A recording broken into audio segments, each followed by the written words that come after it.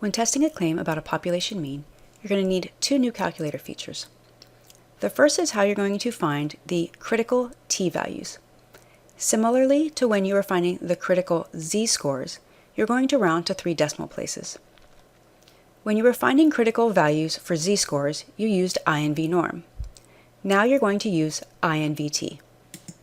The general format for your critical values is t sub alpha, where alpha represents the area to the right of that critical value, just as it has always done. The area value inside the calculator feature is going to be the area to the left of that critical feature, followed by your degrees of freedom.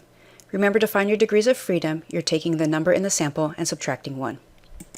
In case you don't remember how to find the invnorm feature, it's the same as how you're going to find invT. So you're going to hit second and vars to get into the distribution, and now you're going to scroll down to number 4, which is invT, directly under invnorm.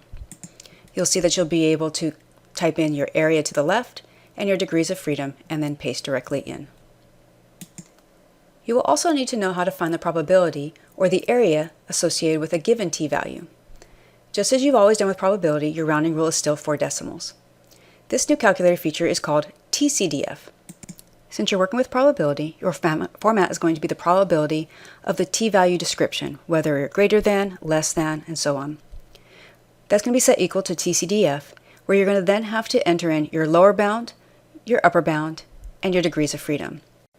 If you're working with a left-tailed test, because you're going to be shading the left side of your graph, your lower bound is going to be used as negative 1e99. For a right-tailed test, or where you're going to be shading to the right-hand side of your graph, your upper bound will be 1e99.